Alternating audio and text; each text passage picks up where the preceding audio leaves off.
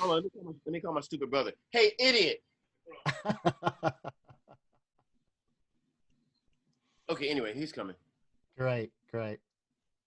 Well, I mean, other than talk about being shut in, avoiding cops and the virus, that's about all I got to talk about. Gotcha. Well, the girls had a few questions Hi, about. girls. Hello. Up at the top left, that's Ella, our bass player, and you know Lila, our drummer, down at the bottom. That's right. You see, and the thing about it is, I do want to talk about that because those girls were raised right. That's what I'm talking about. I remember when I saw them a while ago. That's I was like, right. Steve, teach them girls right. That's and it just makes my heart so warm to see the guitars on a wall and you know all you guys. That's all I want to say. But it's good to see you guys though. Great to Good to see see you. you too. There's Danny Yeah. joining us. Hey, Danny, how you doing? Yeah, it Wait, was. when's the last time we saw you guys? Well, it was at the Alley Cats for Ales 2 years ago. That's right. Almost exactly 2 years ago. It was really hot, but you guys played. We played. A few other friends. Yeah, remember them with the girls? They were on stage. Yeah. They're playing. I was like, Jefferson, got to teach them girls right. Well, yeah, you know, since then we played. I played Alley Cats, another benefit, about a year ago, and we raised a lot of money. And they brought these beautiful cats in, but unfortunately, in my house, I'm not allowed to even have cats because we just can't. So I have a lot of stone cats and stuffed cats, but I can't really have a real one. Well, I have allergies. I have to take pills just to have them, but they definitely make the life worthwhile. Yeah. Well, I'll end up probably being an old middle-aged dude collecting cats. That'd be me. Yeah. Well, Lila, I think you've got a question to start things off. What have you got? Well, this question is about cats. So I was just wondering, do you have any specific breed of cat that you like? I like ginger toms. Yeah. I like tabbies. Tabbies, basically. Yeah, they're Okay. very personable, and they're very they're very personable, and they're very like you know affectionate. You know, I mean we used to have one a while back. We had a ginger tom. Yeah. And we had a tuxedo cat a while back too. Yeah, I tend to like the orange tabbies a lot. Yeah. We have a gray tabby. I don't know. I haven't seen her all day, so I don't know where she is. But She likes to hide. And we've got her mama here, which is a calico, and she's a little. Oh, I love her. Calicos are always female, right? I think that's Yeah. right.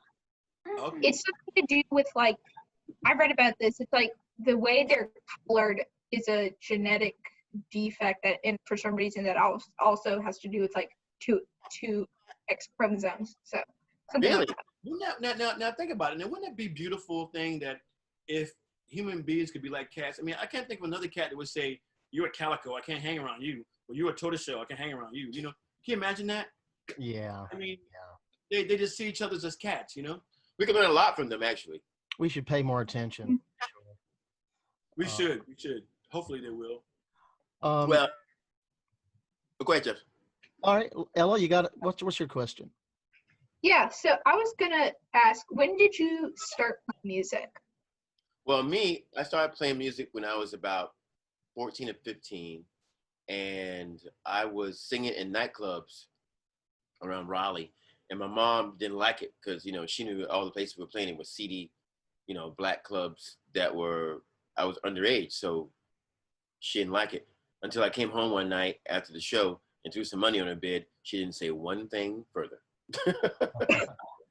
So Danny's different though. Yeah. I started playing in gospel music in church a while back with some friends of mine in this very area in Raleigh. We used to attend a nightclub here that was for gospel bands, and you could go there, you could see gospel band, you could eat, like, you know, have a meal there or whatever. And so I met this friend of mine that played bass, and we began to play. But I think they fired me because I played too loud. So Think about doing that right now. they you know, they was always saying something like, "You be playing a little bit too loud," and that kind of stuff like that, you know. So I began to go to a lot of punk rock shows on Hillsborough Street here in Raleigh. It used to be like PC Good Times and the Brewery, and a lot of Raleigh kids were there, and I met a lot of cool people there. So I started playing in the Veldt, or what was to begin to be the Veldt, opening for this band called Corrosion of Conformity. Yeah. Back in 1983, I think it was. Yeah. It was like 85 or something like that. No, 83. Well, I remember seeing you guys for the first time around 88. I'd heard about you, but we were on a bill together when I was in the Hanks, and it was Yeah, I remember the Hanks. Herbie and Ron and Jim and Steve. But we were on a bill with you guys. It was a benefit. It was on the football field at Chapel Hill High School. Really? Yeah. Did they cancel it because we were too loud? I have no idea. I think I'm trying to think who. I can't even remember who else was on the bill. It might have even been a band of high school guys, and we were like the two so-called headliners. Right. Yeah. But that was fun. And speaking of those days, I made a note here to mention there was a great photo of Daniel with John Howie Jr. out front of maybe the Rialto or something. Oh yeah, no, it's me, Danny, and John Howard Jr. Okay. I think that's when he was in Light in August. They were an incredible band. Right. Well, John Howie Jr. has a place in our heart, and the girls especially, because their I love dad him. played in $2 Pistols and Rosewood. Oh yeah, they're Matt great. Brown, the late Matt Brown. And I was actually in $2 Pistols around the time the first album came out. I didn't play on the album, but I was their bass player for about 6 months. So we had that in common. But anyway, I don't know. That was just neither here nor there. No, great. Ella, you got another question? Yeah. So a little more specific. Where is your favorite place to play? We used to play. Right, you mean a long time ago? Just in general, I guess right now, what is your favorite place to play? Cat's Cradle. Yeah. In Chapel Hill, yeah. The Cradle and the brewery used to be. Yeah. It used to be the brewery. Sometimes Slams, on a good night. Yeah, Slim's got a good night. Yeah, on a good night, Slim's is good too. The Poorhouse whenever it's a good night. I would say Cat's Cradle, Poorhouse, Slim's. We played King's only a couple of times. They got good nights as well, but for the most part, those places are pretty great. And my heart goes out to them because they have to kind of redo how they're doing bands these days. They're doing like we're doing it right now, I suppose. Yeah. I heard that they're going to be doing limited capacity for some clubs, like 50 people per night. They do 3 shows, 50 people per evening, I think. Yeah. It's kind of odd. I mean, how to do Maybe it, stream it or something at the same time. yeah. You guys are on. You're doing is a Madonna cover on the Cat's Cradle benefit? Yeah, Marvin told us about that, and I just heard about it by happenstance. What is it? What it was is that we did this Madonna compilation under the name Apollo Heights a long time ago, and someone found it. They thought it was great, and we were like, okay, whatever. I don't know why, but I think it's okay track, but I think it's just a benefit for the Cradle, something like that. Yeah, I think it just we're talking on July 3rd, and this will air a week from now, but it was I guess you can start downloading 5 songs at a time starting today, July 3rd. From that compilation? Yeah, I think it's a Bandcamp, maybe Bandcamp. Oh, okay. We have Bandcamp as well. Yeah. I was just looking at a couple of notes here. So the clip that you sent us, the tune that you picked was Summer Girl. Tell us a little bit about that and where was it recorded live? Well, Summer Girl is something we're going to put out on the next record. It's not even released yet. We're stuck in the house making new tunes every day. So what else are we going to do?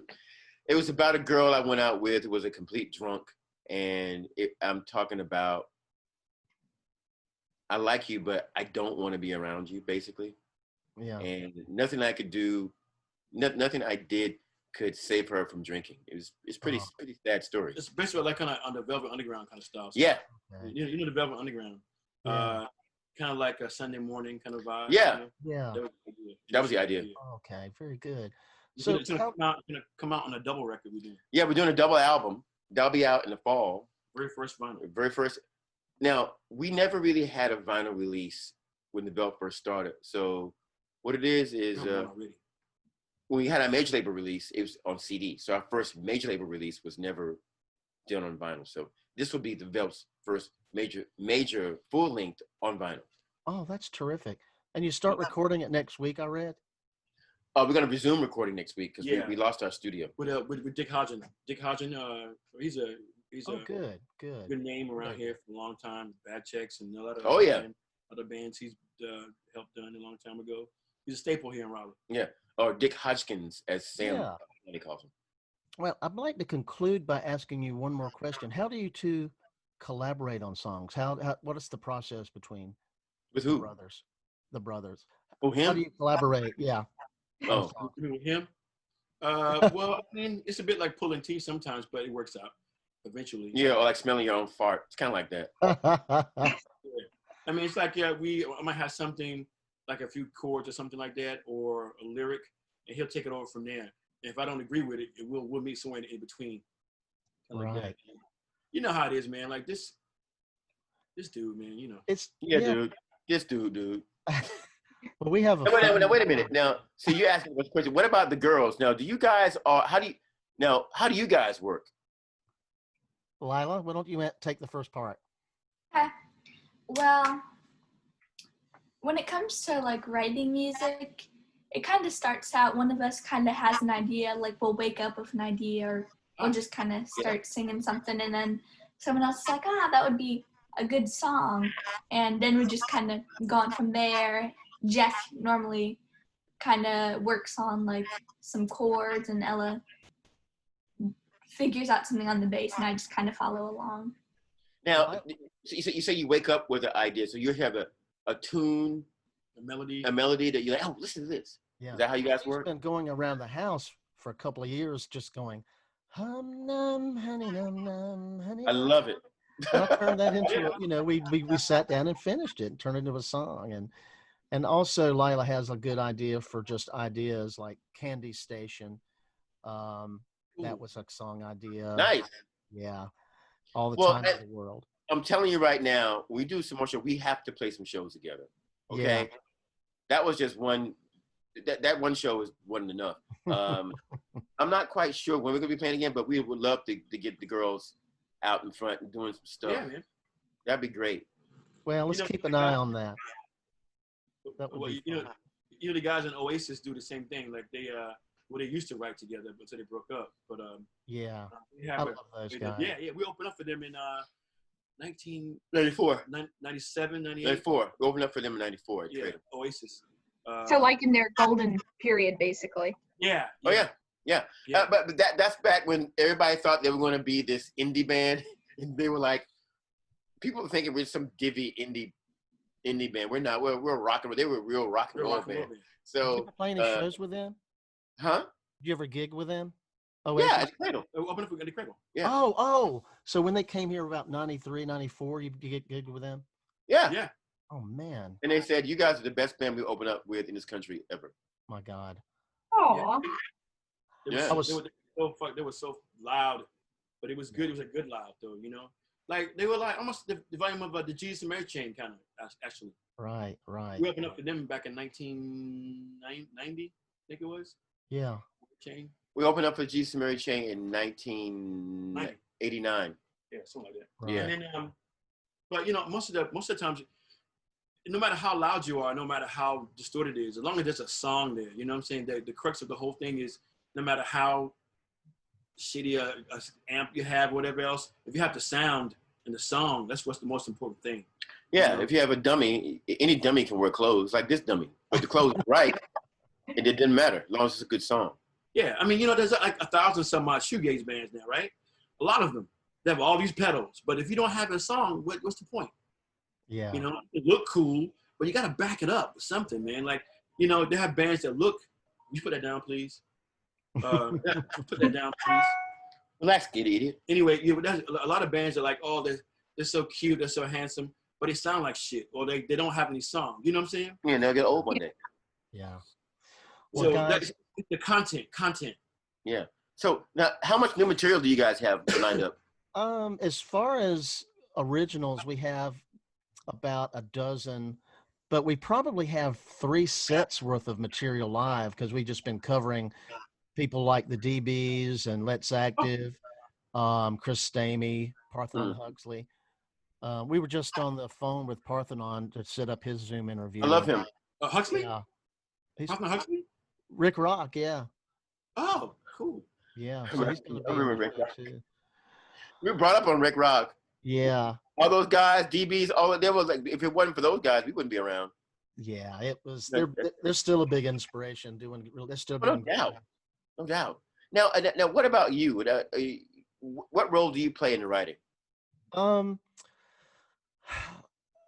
Like I said, Lila has often come up with the inspiration for an idea, and I just help her flesh it out and finish it. Ella is constantly playing piano, and she comes up with these really interesting things on piano. And in fact, I told her last week that the stuff she plays sounds like the stuff from Smile, the Brian Wilson Pet Beach Boys stuff. Cool.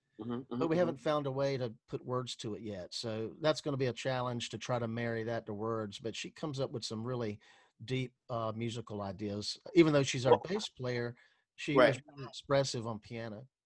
Well, the thing about it is, with you guys as a 3-piece, will you be moving around doing things? Like, for instance, she'll be on bass, maybe she'll go to piano on one song. Will you keep it like interesting like that, or will you hire someone else, or what are you gonna? Yeah. Are you gonna add another member? Well, for right now, we play as a trio, except we occasionally have a keyboard player. But Ella plays some pretty decent drums, and I'm teaching Lila how to play bass and a little bit of guitar. So yeah, I think we could switch it around. In fact, I told them when we started the band, we'll just find a teenage boy to take my place. No. But that's the appeal, though. Yeah. Well, they talked us into. Well, I think Laura made the case for it being a family band, so that's how we ended up this way. Yeah. Like the Cowsills. Very much so. We even do one of their songs, "The Rain, the Part, the Other Thing." Yeah. Have you seen that latest? It was from a while ago. They did a reunion. It sounded great, man. I was like, yeah, I was blown away. The little girl in the band, I hung out with her at a party one time. Yeah, I went out drinking with her a couple of times. Yeah. Well, yeah, there was a great documentary on them too. It was sad, but it was still very, very good musically. Where you see it on? I think you can just stream it anywhere. You just look it up. It's called Family Band. Because one of the guys passed away in New Orleans there, right? Yes, he did. Yeah. Yeah. And the oldest brother, the lead singer, he died the day of Barry Cowsill's memorial. While they were gathering for his memorial, they found out he died. I think he had a lot of health problems, and he was living in Canada. But that band is definitely worth seeking out. Called the. But wait a minute, the lead singer guy, he's dead now. Yeah, and yeah. You just watch it on TV. Yeah. They're just brilliant, very brilliant. Yeah, amazing. I was blown away how good they sounded live. The Partridge Family. Yeah. The Partridge Family was based on them. Yeah. It would have been nice if it had been the Cowsills, but I got to say, I grew up and had about 3 Partridge Family albums, and I liked them a lot. So. There you go. Yeah, us too. Have you guys heard of Arthur Lee and Love? Yeah. Have the girls heard of them too? I think I played them in the car. Arthur Lee, Love. Yeah. We were watching that Laurel Canyon documentary, and they were talking a lot about Love in that, about how they were one of the Los Angeles bands, about the time of the Doors and Mamas and Papas and stuff, the Birds. Right. Yeah. It's funny you said, because oftentimes when people mention North Carolina, they forget about what we've done and whatnot.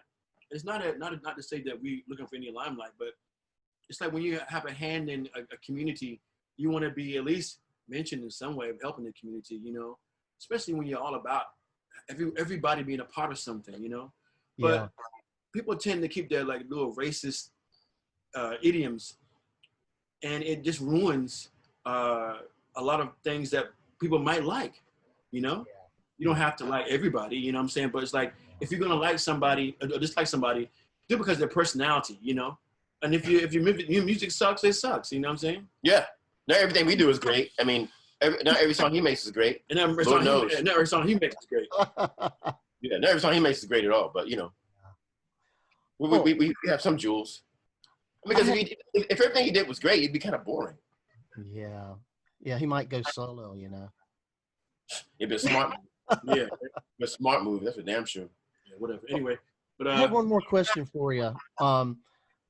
Daniel, now it was about 1996 and I lived on Glasscock Street, and somehow I think I ended up getting free tickets for Neil Young with Booker T and the MGs backing him. Do you remember going to that with me? Who? Neil Young at Walnut Creek with Booker T and the MGs backing him. I think on Alt Music Chapel Hill, someone ended up giving me 2 tickets. And I think a minute. you were not living too far from me then. What year was that? 96. 96. no, what me? Wow. No, it wasn't this motherfucker. That's for damn sure. Uh, Damn it. Yeah, I remember that. Yeah. I think Why we am I- probably sat on the hill, you know, the lawn, but it was still a great show. Yeah. Well, we weren't on drugs, were we? I'm gonna not answer that question. Okay. But I just use drugs now as a coping mechanism. You know what I'm That's saying? right. That's right. Not you girls. None for you. They drink. Not in front of this guy. The boys. They're tea drinkers. Well, you know, it's funny you should mention Neil Young because I'm part of this page on Facebook called Buffalo Springfield, and they're one of our big influences. Yep. We like some of this stuff, especially how Neil Young dressed and everything. Yeah. I mean, it's kind of like we never really had to think about what comes along with being in the band and looking the parts. Obviously, a no-brainer for us, but you don't see a lot of that these days. Yeah. Well, That's interesting because that's the same thing you told me then. I remember you saying, I think you said you weren't as up on Neil's current stuff, but you were definitely into the Buffalo Springfield, and that was kind of a calling card for you. Yeah. Yeah. Well, the thing about it is I like some stuff like Harvest Moon. Some of his 90s stuff, it's just like he was trying too hard to fit in. Well, his first solo record was good too. His first solo thing. Yeah. And his attitude about it was that he just couldn't be stopped. Yeah. No matter what he did, because man, when you're in the band and you're young and like you're and the way the world hasn't crushed it like it crushed us. Yeah. You oftentimes think that the highway is all yours, but then you meet women, and you meet people, and it kind of changes your perspective on things.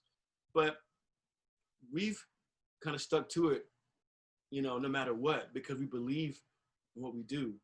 And we believe we're not going to be stopped. That our message hasn't really got out to the right people yet. You know, when we were in Liverpool playing at a psychedelic festival, that was the biggest time of my life. We got a standing ovation in Liverpool. Oh, and man. I had to pinch myself because I said, we finally made it to a place where we belong, that people didn't look at the color of our skin. They listened to us. Dude, you couldn't believe this shit. We were on stage, and I said, good night, thank you. And I said, Danny, they're still cheering. Didn't want us to go back out. The guy goes, yeah, it's an encore. I went, are you kidding me? I looked at my brother. I was like, he said, there's never been an encore here at the Psych Fest before. Never. Yeah, and that was in Liverpool. Yeah. I said, oh well. Guess I go back home and get shit on. Back to the U.S. again. Back to the U.S. Well, I was going to tell you. You mentioned, your beginnings and everything, and I think I read somewhere. And of course, I grew up in Wake County, south of Raleigh. But my grandmother, my great grandmother, I take back, grew up at Halifax Court. And isn't that where you guys grew up? My baby was born there. my daughter was where? Halifax Court. Halifax Court. My daughter was born there. She died in 1977. So I was just wondering if I was wandering around Halifax Court, maybe while you guys, I'm trying to think the ages. I don't know.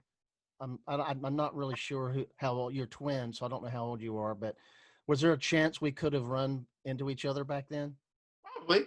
Well, my daughter was born in 1986. I mean, were you still in the area then?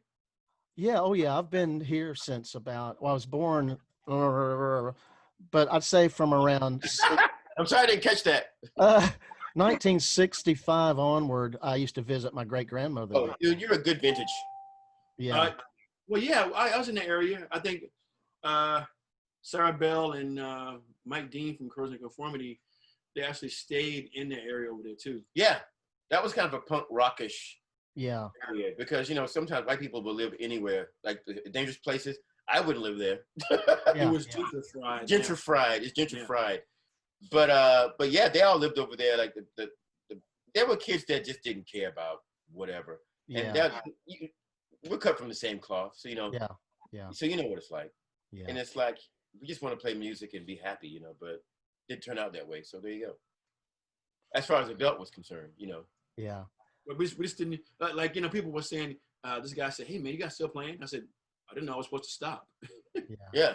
You know what I'm saying? Because it's like they expect you to give up what you want, man. Even if your dream is to make 2 or 3 records, that's your dream. Even if your dream is to do 10, 12 shows, that's your dream, man. Everybody has their own, way to go. I just say stay focused. Yeah. Well, I have one more thing I wanted to mention to you, and it's funny. I never used the chat feature of Zoom, but Ella just sent me a message. It said, "I think somebody rang the doorbell." So I guess they'll just stay out there.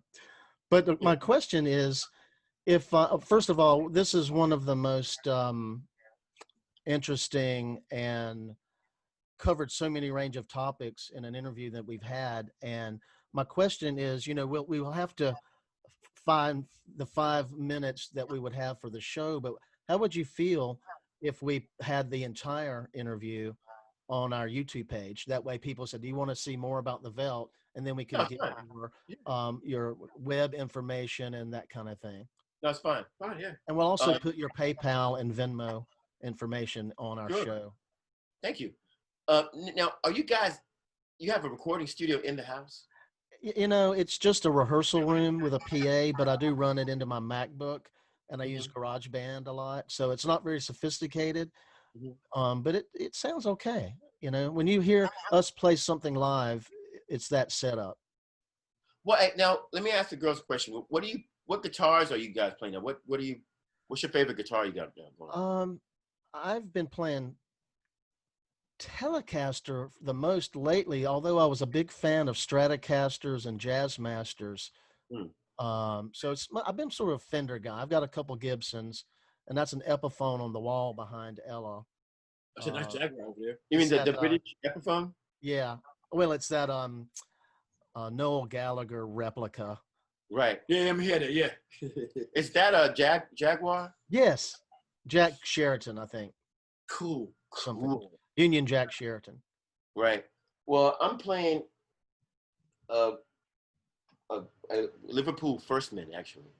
And let me tell you, maybe you can see it. Hold on. Where's she at? You see it? She's the black one. Yeah.